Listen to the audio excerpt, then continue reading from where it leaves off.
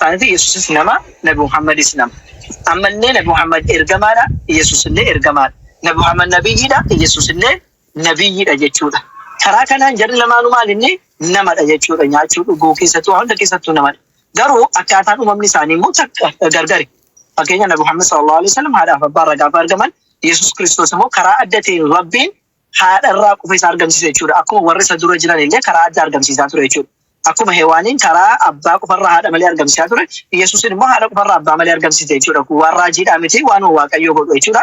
Dandeettii isaatiin Waaqayyo Yesuusin maal argamsiise abbaa maleetti haadha isaarraatii isa argamsiise jechuudha. So gaafa deemnu ammas illee sadarkaa irratti wal caalan sadarkaa irratti kan isin jedhu fakkeenyaaf Nabi Muhammad sallallahu alaihi wasallam kan jarri ergaman addunyaa guutuuf nu jedhe Quraana keessatti boqonnaa tokko 25 lakkoofsa tokko irratti nutti hima. Akkasuma boqonnaa 21 lakkoofsa 125 irratti illee nutti hima jechuudha. Kanaaf Nabi Muhammad sallallahu alaihi wasallam addunyaaf gaafa ergaman Yesuus Kiristoos immoo warra Israa'el qofa ergaman jechuudhaan Maatiyoos Wangeel boqonnaa 15 lakkoofsa 24 irratti nutti hima jechuudha. Akkasuma hojii ergamootaa keessatti illee Yesuus Kiristoos warra Israa'elootaa fayyisaa godhee ergee jedha 107 irratti ergee jedha. So Yesuus Kiristoos gaafa inni Israa'el ergamu Nabi Muhammad sallallahu alaihi wasallam addunyaadhaaf ergamani. Quraana keessatti boqonnaa 3 lakkoofsa 49 irratti warra Israa'eliif ergamaatii ergamee jedha. Akkasuma boqonnaa 61 lakkoofsa 6 irratti warra Israa'elootaaf ergamaatii Yesuus Kiristoos ergamee jedhee kan inni dubbatu jechuudha Quraana. So inni erga inni Israa'eliif qofa ergame Nabi Muhammad immoo addunyaa guutuudhaaf ergamuudhaan isa caaluu jechuudha. Kan biraa Nabi Muhammad sallallahu alaihi wasallam sayyidu waladi Adam jennaan. Sayyidi jechuun akka afaan Oromootti akka warra kaanitti neeti gooftaa ilmaan namaa hundumaa jechuudha yoo qaxxaatti kan himu taate. Garuu miti gooftaadhaan jennuun isaanii gooftaa osoo hin taane alaqaa jechuudha. Alaqaan afaan Oromootti maal akka ta'e beeku moonitara jechuudha. Yoo Ustaaz Munzir maal akka jedhan hin beeku. Sayyida afaan Oromootti obboodha moo gooftaadha moo maal akka jedhamu hin beeku. Munzir maal jettaniin sayyidu wal jaatanii. Gooftaadhuma jedhanii nuyi kan Ustaaz gooftaadhaan nuyi. Afaan Oromootti gooftaa ilmaan namaa hundumaa jechuudha. Caalaa jedhanii caalaa sin jedhu mootii sin jedhu. Caalaa jedham caalaa ilmaan Adam jechuun dandeenya jechuudha. Garuu qaxxitaatu inni gooftaa ilmaan Adam hundumaati soo jennee hiikneeti qaxxitaaruma sana fudhannee Nabi Muhammadin Waaqayyo gochuu hin dandeenyu jechuudha nuti.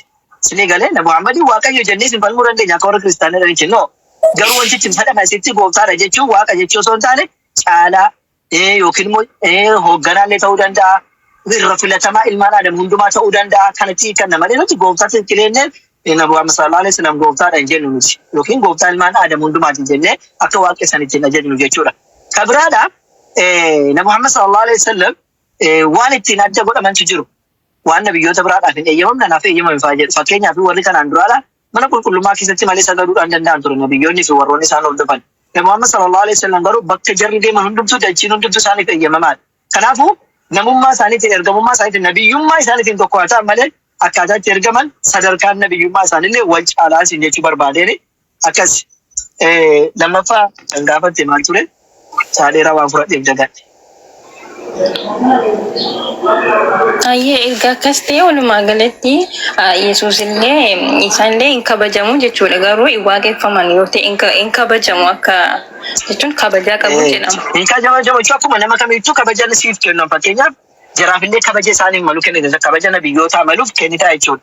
Kabraa Yesuus Kiristoos edda isaadhaan tokko ta'e du'eera moo hin duune waan jettu na fakkaataa mire. Yesuus Kiristoos Nabi Muhammad sallallahu alaihi wasallam akkuma isin jedhe iyyuu maqaa warri kaan Yesuus jedhamee waamanii nuti immoo Ciisaa jennu malee maqaan isaanii tikkilee Ciisaadha yookiin Ciisuudha akka warra Giriikiitti haatiif abbaan kan itti waamaa turani yookiin warri barattoonni isaa itti waamaa turani Ciisuudha waamaa turan malee Yesuus miti. Ciisuun immoo Ciisaatti dhiyaata jechuudha. So maqaan isaa Ciisaadha haa ta'u garuu warri barreeffama kitaaba afaan Oromootti kan Yesuus jedhanii iyyuu haayikanii surakoodhaa miti. Tokkodha gaafa jennu nuti du'a irratti garuu tokko miti seenaa irratti garuu tokko miti. Seenaan macaafa qulqulluu barreesse Yesuus Kiristoos tokkoffaan lafa horii keessatti dhoqqee horii keessatti dhalate dallaa horii keessatti nuun jedhan. Nuni garuu tamrii jalatti yookaan muka tamrii jalatti dhalatee jenneeti kan nuti amannu. Lammaffaa Ciisaan dhalateedha ijoollummaa harmasatti raajii dalaguu jalqabee jenna nuti dubbachuu jalqabee jenneeti kan nuti amannu. Nabiyyillee kan ta'e ijoollummaa harmasaa irratti ka'eetii jenne ergamaallee kan ta'e ijoollummaa isaa irraa ka'eetii jenneeti amannu. Akka isaanitti garuu kan inni raajii jalqabe kanaa waggaa 30 gaafa ka'e hojii isaa jalqabu waan nama macheessu wayinii hojjeteeti raajii isaa achirratti jalqabee jedhanii amanu. Kun warra macaafa barreessantu haala hin taaneen barreesse gabaase waa'ee isaa malee lamaan isaaniiyyuu nabiyyiidha. Garuu Qur'aana keessatti maal nu jedhu Rabbi subhaanahu wa ta'ala عيسى عليه السلام ينجي فمن من فن فمن اللي يوجد وما قتلوا وما صلبوا نجيس ناس من فن إسنجد جرو عيسى عليه كفر كاتي ثم لا يوجد أيش تبغى غوس ميت تبغى تقولي فم so عيسى عليه كفر كاتي ما له ينجي في نجدا إيسا لك رجعنا غرا ساتي ولا سفورة تيجدا كنافو أكمل شافاتي مو مال جراني لا كيساري بني إيسا جيساني إيسا مال بورني فن إيساني تشوفاني جرا ما شاف كوسينا ورا ما شافا بريساني كنافو نبرتي عيسى عليه السلام تكوفا إن غرا فمني الريبامني إن فن فمني إن أجي فمني اللي غرا ربي تجارو ربي مال غده ولا سفورة تيجوا كباجار ولا سفورة تيجوا Ayyee kanaafiyyuu Yesuus bakkuma jirutti kabajamu garuu akkasiin biratti hin duune jedhaman biratti garuu du'aa ka'ee jennee waaqessina. Kaza kanuma isin hubachuu barbaadee reengadda shaadaaf dhufeen ture garuu shaadii sanatti mariitti deebitanii garuu kun gaaffina kitee durumatti isaaf hin barbaade bakka sa'aatii shaadaatti deebi'a. Dhirsa argatteetu amma dhirsaa deemti ijoolleen. Shaadaan sa'aatii qabaa garuu laataayyuu. Sa'aatiin qabu galgala natti fakkaata jechuun amma qophaa'ee hin jiru amma sa'aatiin yeroo qophaa'etti jedhu rakkoon tokko malee sa'aatii kana yoo naa ta'ana garuu gama gidduutti na waamanidha malee. Yoo amma si waaman ta'e daqiiqaa shanii si waaman taanaan itti fufuu dandeessa yoo si waamu ta'e immoo galgala si fufuu dandeessa rakkoon tokko hin jiru mana abdiittis ta'e akkuma feeti. Inshallah galgala deebi'a bakka. Saafetu ni ijoo. Wana wanti waan jiraatu ni distii dodiitu sammuu zoore. Maal jetta feenaan? Rakkoon qabu. Isheen jechuudha. Dhirsaa fi dhugaa waaqayyoodha amanaa ijoolleen keenya dhirsaaf deemti. Dirsiisin biraan jiru moo? Dirsiisin biraan jiru moo? Laala okay asirratti isinitti hima. Keessan kun dhugu beeytanii dhugu narrukutu jettati keenya dhugee galee funyaan dhiita saniif isin bira dhufu. Bidirsaaniif rabbi dirsaaniif tuneessatti dubbisuu amantii beekti jiru. Maaltu jira beektaa? Dhaggeeffadhu. Inni tokkoffaa isa dhugee dhuma funyaan ibsuu isaayyuu ishee haa ta'u wayyaayyuu ishitti fufi waliin haasa'e. Feenaan ammatu tiksii tokko nu banseedhanii si gaafatanii beesteen deebis ta'anii immoo gaaffisa kiriikiriillee hin beeku garuu. Egaa kitaabni afaan Oromiifaatiin dhufeetti dhumattanii jirtu. Jalqaba waan amantii hin beektan Oromiifaan bartii wangeelli dhufuun akkaatii barattu malee keessaa baqattuu fi kana bartu. Feenaan walaggeeffadhaa ka feenaan tarataraa dubbadhaa. Feenaan tarataraa dubbadhaa walaggeeffadhaa ta'e. Ayyuu gaafadhuuni. Sabboodee ishee immoo taraa ishee dubbattu.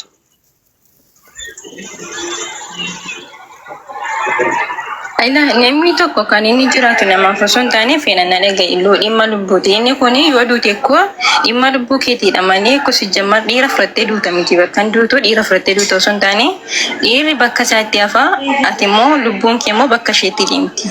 Si galee fakkeenya nama tokko jaaladhe musliima tokko jaaladhe fan dirqama musliima hin ta'u yookaan immoo kiristaana jaaladhe dirqama kiristaana hin ta'u. Si galee yoon du'e ana bichaa du'a inni lafa irratti hafa yookaan na dura du'a. Kanaafuu kun dhimma lubbuuti malee dhimma abbaa manummaa fadhamanummaa si jammaan dhugaa waaqayyootaan guyyaa tokko yoo dhiira musliimaan nagaa gaafadhee hin beeku asuma irra dhufee kun wanti naati malee amma kanaan duratti gaafadhee hin beeku garuu immoo waaqayyo maqaan kaasee ilaali ammaan tana amantuma isaaniitiin kakadhu malee waaqayyo maqaan kaasee taa'e. Ayyee seenaan amma walii galee. Dhiiraaf jedhee namni amantiin jijjiiru ishii garuma fuulduraatti achi soo taate dhiiraachi akka amantiin jijjiirree qabeenyaa jecha akka amantiin jijjiirree tole amantii lubbuuti waan ta'eef atillee yoo taate bara Mattee jirti shamarran yaaduma tochi maaltu galchinu keessa kan ati sin dhufte yoo rabbi jedhe suutattee feenaan kiyya gaafa suutattee jaama beeytaa. Barachuun hin dursu. Daawee ijoollee Oromoo jechuudha ijoollee teenya asirra jirtan. Kitaabni kan amma afaan Oromiifaatiin dhufe akkasiin keessaa deemtaniif miti. Afaan keessaniin akka barattaniif qofa akkasiin galuuf. Amaariffaan dandeessaa feenaan? Feenaan Amaariffaan dandeessaa? Laa ani hin danda'u dubbisuu haasa'uu nan danda'a garuu egaa afaan Oromootiin wangeelli dhufee ijoolleen maa callistee deemti. Indooma afaan Oromootiin dubbisanii dhugaa ta'uu fi kan du'e dura afaan taane afaan isaanii kan hin taane itti kennanii jettee ameen jetti ture jala deemte Amma mu afaan isheen beektutti kennaan uummanni qubee uummata qubee diwaante dubbisee Ana dhiifa manarraa ustaazana baay'een isin jaalladha iddoo isin kabajja dhiifa manarraa taa'uun mana keessanitti hagana dubbadhee waan yaa rakkoon tokko hin jiru rakkoon tokko hin jiru maaliif beekta amma macaafa ortodoksii anaan jecha macaafa ortodoksii tokko keessatti maal jedha namni tokko kan inni kiristaana ta'u gaafa dhalatee bultii 80 ta'e jedha dubartiin tokko si galee ati kiristaana kan taatu dhalattee bultii 80 dhiirri tokko illee gaafa 40 jedha dura musliima turtani jechuudha nuti immoo waamicha isin goonu amantaa jalqaba irratti dhalatan otoo jarri isin Itoophiyaa yookaan kiristinnaa osoo hin taasiin gaafa jarree akkasitti turte sana achitti deebi'aa isiniin jennu. Fakkeenyaaf abbaa kiristinnaa gosi gaafa walda maariyaam walda maaloo jetta. Kan koo walda goorgis jedha kan koo inni duratti walda goorgis jedhama. Walda goorgis jedhama. Ammoo ankees akkasuma walda maaloo godhe yeroo baay'ee abbaa kiristinnaa kan jarri namaa godhani akkas haadha keenya kanaafuu sadii isaati gara amantii islaamaatti hangulinga nama bilookii godhaaf jalaatti nama bilookii takkaa nama godhu sidii galee nama bilookii godhaaf jala deegan.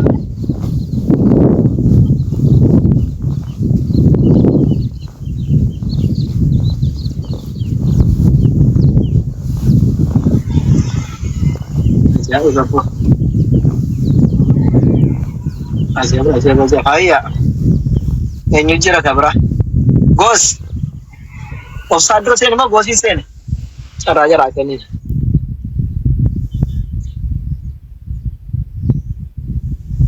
Offside jirta? Jira kam jirtu. Akam fayya keda? Naguma. Alhamdulillah baga jirate. Ordova manti mali. Kristana lah. Kristana ortodoksi mau pente? Pente. Aye. Karachi jannata galani karaa kami? Amantiidhaan. Amantiin sun osoo kami? Amantaa osoo hin taane amantiidhaan. Ko amantiin sun maali jedhu? Amantiin amantiidha qaba. Ko amantiin ati amanteetti galtu maalire? Amantiin waan hin jirre tokko akka waan jirutti amanuudha. Fakkeenyaaf jannata hin galamu. Waan hin jirre tokko akka jirutti kana amante maali? Amantiidha qaba. Ko fakkeenyaaf amantii jedhamu keessa waan hin jirre hin jira kan jettu keessa fakkeenyaaf tokko jannata lammaffaan immoo abidda miire? Yaa. Jara kana dhugaruu kan jiru sun jiru? Jiru. Hin jiru? Israa'el dhagee waaqayyo keenya waaqayyo tokkicha kan jedhu. Akkoo amantiin kanas jechuu barbaadu kanadha. Ko kanaafuu sin jedhe amantiin ati amantu waaqayyo tokko malee akka hin jirre sana mitiire? Waaqayyo tokko malee hin jiru. Ayye waaqayyo tokko ati jettee yaaddisu waaqayyo isa kamime?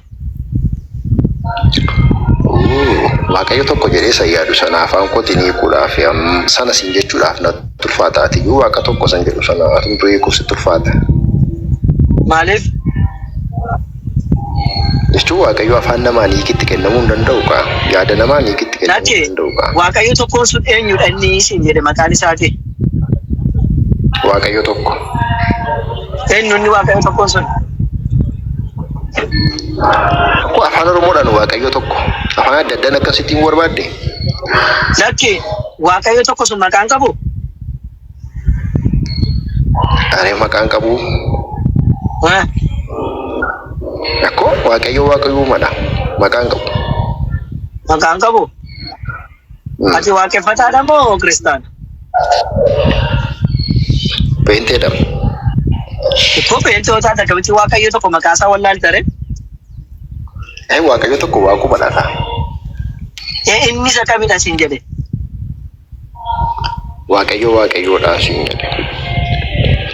Waaqayyo sun isa kami? Maqaan qabu si biratti? Yookaan akka wangeelaatti? Waaqayyoodhaan siin jedhe. Afaan adda addaa yoo barbaadde afaan adda addaan karaa namoonni akkatti waaman qabamu. Fakkeenyaaf nu biratti afaan Oromoodhaan waaqayyo jedhama. Afaan wangeelaatti noo? Afaan wangeelaa afaan adda addaan barreeffamuu waan danda'uuf afaan adda addaan namoonni waamuu danda'u. Okay, waaqayyoon tokkichi abbaadha inni jedhu sunoo? Yaahwee inni jedhu waaqayyoo jechuu agarsiisa miti. Yahweh jechuun waaqayyoolii jechuudha nagaraachin laa. Yahweh jechuun. Ay sitti mufate fakkeenyaaf Ingiliffaan immoo God jenna. God jennamti.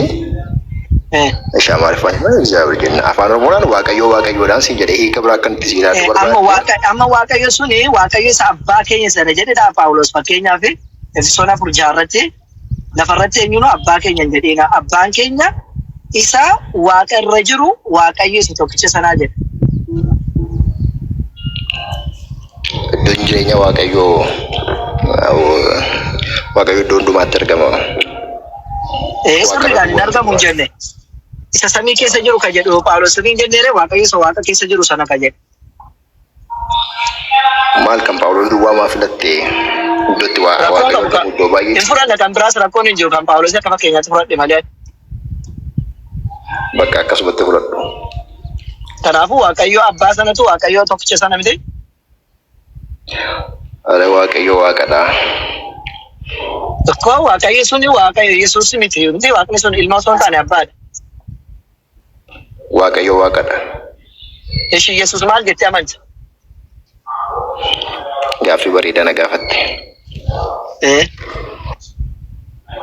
Gaaffii kana tokko si gaafadheen gaaffii kan bira gaaffii kana si deebisee gaaffii tokko si gaafadha. Rakkoon kun. Yesuus ilma waaqayyooti. Malee waaqayyo miti. Yesuus ilma waaqayyooti. Deebii kana gabaabaa kanuma short and brief. Malee inni waaqayyo miti ilma waaqayyooti malee. Gaaffii kan biraa nan gaafatiin kaa. Eenyuudhaan jettee miti? Ilma waaqayyooti. Akkuma keessan ilma waaqayyooti jechuudha inni saayyeesh rakkoo miti. Akkuma warri isaan ilma waaqayyoo ta'anii akkuma barattoota isaa jechuudha. Ibsan barbaadu amma gaaffii tokko si gaafadhe deebina gaaffii tokko na gaafadhe. Warra jalaatiif ibsa gochuu jedheetaniin.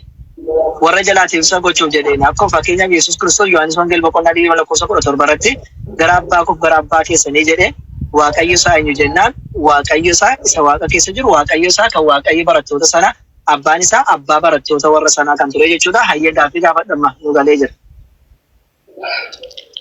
Anis tokko silaa gaafattee kaasa. Tokko wal gaafanna rakkoo. Hayyee. Islaamummaan amantaa jalqabaati. Hundee amantaa hundumaati waan jedhu wayii irratti haasaa turte.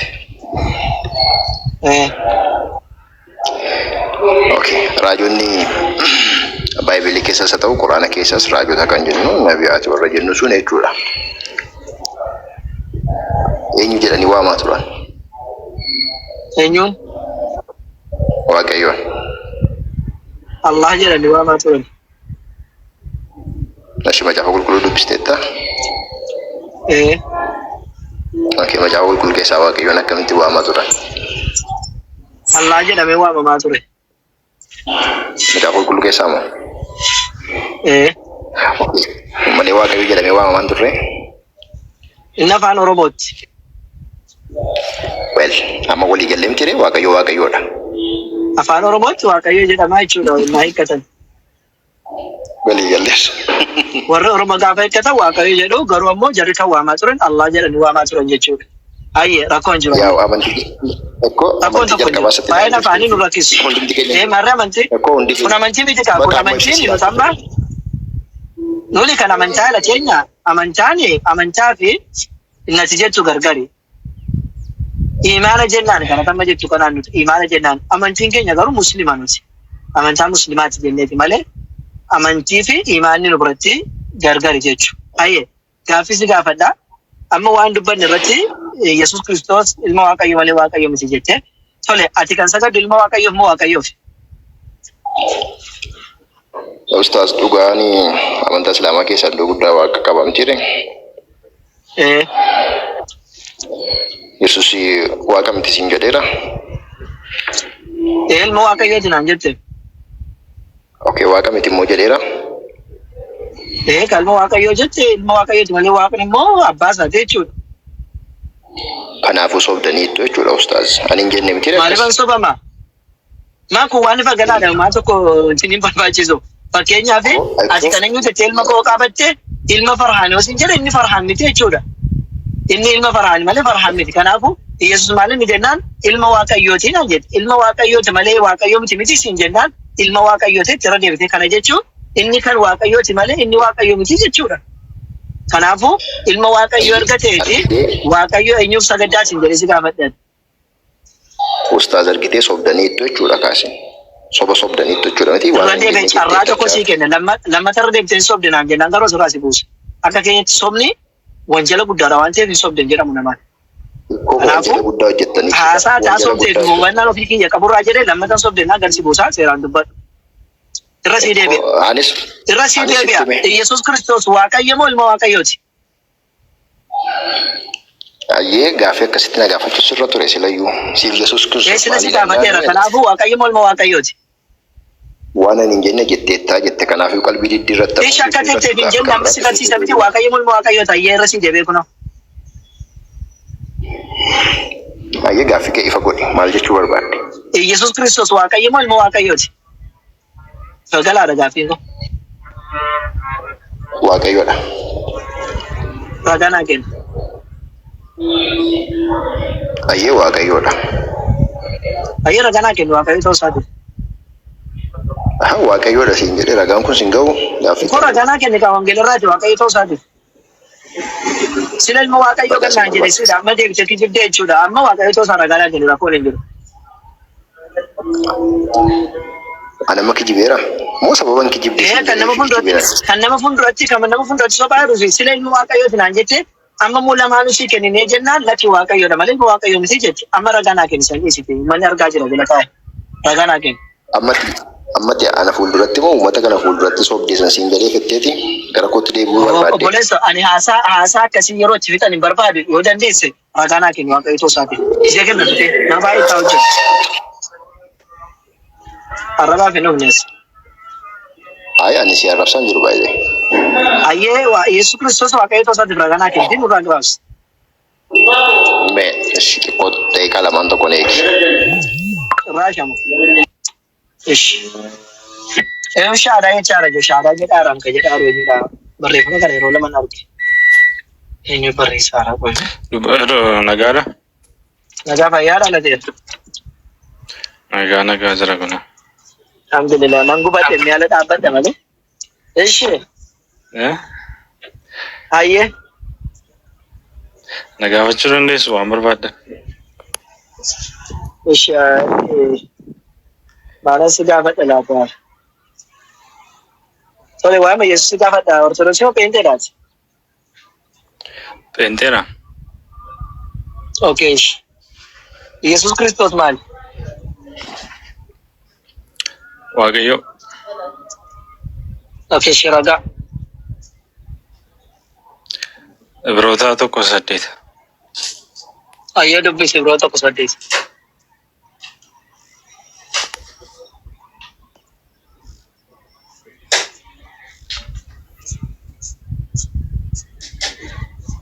Guddistuu laata?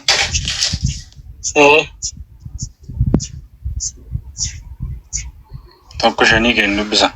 Mul'atu. Tokkorraa kaasee dubbisi naanimmaa. Tokkorraa kaasee dubbisi.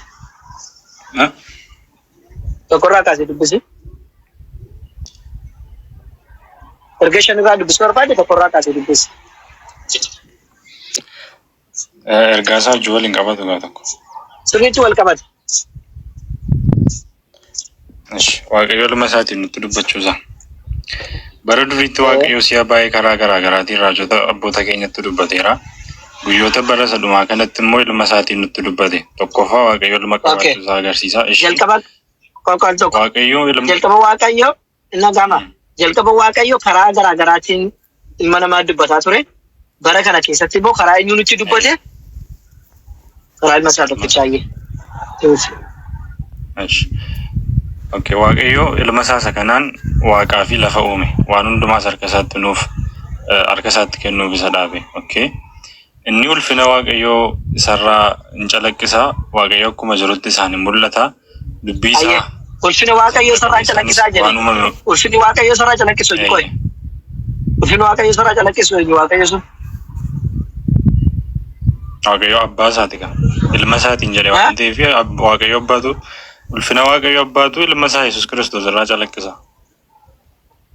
waaqayyotu abbaa jechaan jiru asitti. Waaqayyotu karaa eenyuuraa calaqqisaara ulfinni isaa Yesuuraa calaqqisaaraa jedhame. Masaa Yesuus. Amma waaqayyo Yesuus immoo ilma isaa asitti waaqayyo kan jedhaa jiru macaafa. Abbaa isaatiin jechaara waaqayyo abbaa isaa. Waaqayyo isaa abbaa isaatiin jechaara. No, kan inni jechaa jiru waaqayyoodhaan kan jechaa jiru eenyu dubbataa jira. Kan dubbataa jiru Phaawulos dha. Kan himaa jiru Phaawulos. Kanaafuu waaqayyo kan jedhame asitti eenyudha? Waaqayyo abbaa. Ayyee waaqayyo abbaati. Ayyee itti fufi. Ifni ulfina waaqayyoo sarraan calaqqisaa waaqayyo akkuma jirutti isaanin mul'ata. Dubbii isaa humna qabeessaanis waan uumame hundumaan baata. Inni cubbuutti qulleeffamuu erga argachiisee booddee ol gubbaa mirga isa surra qabeessaa dhaqee hin taa'e. Cubbuutti akkamittiin qulleeffachiisaa fannoo irratti du'e dhiiga isaatiin jechuudha. Mata dureen isaanii kun lakkoofsa furii kee kan jiru ilma waaqayyoo ergamoota irra akka caalu ta'uusaa sirriitti naa dhaggeeffadhaa kan. Kanaanis maqaa waaqayyoo isaaf kennee maqaa ergamootaa irra caalaa beekamaa akkuma ta'e innis ergamoota irra caalee waaqayyoo ergamoota isaa keessaa eenyuun ati ilma kooti anarran si dhalche yookiis eenyuun an abbaa isaaf nan ta'a innis ilma naaf hin ta'a jedhee beeka. Waaqayyo ilma isaa sangafa waan hundumaa gara biyya lafaatti Waaqayyo ilma isaa sangafa waan hundumaa gara biyya lafaatti yommuu erge immoo ergamoonni Waaqayyo hundinuu isaaf haa sagadan jedhe. Waa'ee ergamootaa illee inni ergamoota isaa akka qilleensaa warra isaaf ergamanis akka arraba biddaan godhata jedhe. Waa'ee ilmaa garuu teessoon kee yaa Waaqayyo baraa amma baraatti ulee mootummaa keessa ulee qajeelummaati jedhee dubbatee jechuudha. Waaqayyo waa'ee ilmaa teessoon kee yaa Waaqayyo jedhe jechuudha. Waaqayyo abbaatu waa'ee ilma isaatii akkas jedha. So kanaaf Yesuus Kiristoos waaqayyoodha jechuudha. Kun amma dogongora Phaawulos kan inni fudhate sarraati beektaa kan Phaawulos kan irraa akka isaa fudhate beektaa? Kooteeshinii keessa jira moo hin jiru kun? Kooteeshinii keessa hin jiru? Kooteeshinii keessa jira. Mul'isaa asirratti? Ayyee. Eessaaf fudhate kooteeshinii keessa kaa'e? Eessaaf je kooteeshinii keessa kaa'e Phaawulos? Waaqayyootu nutti dubbate ta'uu danda'a mul'ata. Ayidallam ta'uu danda'a miti. Kana sirriitti hubachiisuu barbaachisa gadi fageenyaan bakka inni irraa fudhate sittiin hima. Dhaqitii boqonnaa 45 lakkoofsa 7 dubbisi. Faarfannaa. Laa faarfannaa. 45? Lakkoofsa meeqa hanga meeqa? 6 kaasiti. Amma meeqaatti? Dubbisi sittiin hima. Amma 7 dubbisi rakkoon hin jiru.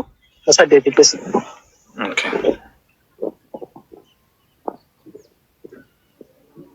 Maal jedha? Teessoon kee inni Waaqayyo siif kennee yeroo hundumaa kan bara baraati. Ulee mootummaa kees kan qajeelummaati. Ati qajeelina jaallattee jal'ina jibbitee kanaaf Waaqayyo gooftaan kee dibata gammachuutiin si dibee hiriyoota kee akka ati caaltuun godhe. Waan fuudhuu barbaade rakkoon tokko hin jiru. Fuudhee tokkotti dabaliti. Isarra sii kenna. Uffanni kee hundinuu qumbiidhaan sabiriidhaan solloqee muka urgooftuutiin hin gilimbisaa mana mootummaa isa ilka arbaatiin miidhagfame keessaa sagalee mi'a ribuu qabuun dhageessifamu si gammachiisaa jira. Ayyee galatoo. Amma inni tokkoffaani Yesuus Kiristoos achirratti wanni inni Phaawulos wanti nutti himaa jiru lakkoofsa tokkorraa gaafa ka'u Yesuus karaa ilma isaatiin Waaqayyo karaa ilma isaatiin karaa Yesuusin nutti dubbataa jiru ergaa inni asirraa dabarsaa jiru kun jecha Yesuus Kiristoos nutti jecha Waaqayyo akka Yesuus Kiristoos nutti himaa jiru beekuudha inni jalqaba lakkoofsa tokkorraa kan nutti himaa jiru. Karaa isaatiin nutti dubbataa jira karaa isaatiin ergaa nutti dabarsataa jira jechuudha Waaqayyo tokko jedhe. Lammaffaa Phaawulosiin wanni inni bakka kana Ibroota kana fidee wal bakkeessuudhaaf barbaade banarraachi la Phaawulosiin siin jedha malee barreessaan kana Phaawulos ta'uusaa namni beeku iyyuu hin jiru jechuudha. Inni akka barreesse illee hin beekamu. Garuu akka kiristaanonni namoonni Phaawulos jedhu akka jedhu Phaawulos jedhanitti immoo ibsu maaliin bakka kanarratti inni akka kooteeshin fudhateedhaa kan dhufe faarfannaa keessa kan jiru fudhatee dhufeeti jechi kun Yesuus Kiristoosidha jedheeti kan inni amanu. Ani immoo jechi kun Yesuus Kiristoosidha taanaani lakkoofsa tokkorraa gaafa dubbistu Yesuus jettee fudhattaare ol siqiti lakkoofsa 5 dubbisiti Yesuus wanni kun yoo jette asirratti walii gallaa jechuudha. Yoo wanni inni kooteeshinii fudhatee dhufe immoo lakki Yesuusiif miti jettee immoo al tokko na dhaggeeffadha 45. lakkoofsa qorraa dubbistee yoo inni lakki kun Yesuusin hin fakkaatu naan jettee immoo inni keessaa fudhatee dhufee shuma kana kootii godhe fudhatee dhufee as kaa'e malee Yesuus miti jechuudha jechuudha dubbisee dhabe masjiida seenuu fi abdii faanaa sooftan seenuu ta'utti.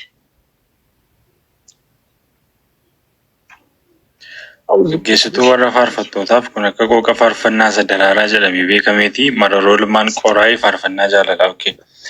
Dubbii gaariin garaa koo guutee irraa hin hafaa wanta ni qopheessu kunis mootiidhaaf hin ta'a arrabni koo akka birii nama waacaaf beekameeti. Sagalee tokko bakka adii faana jiru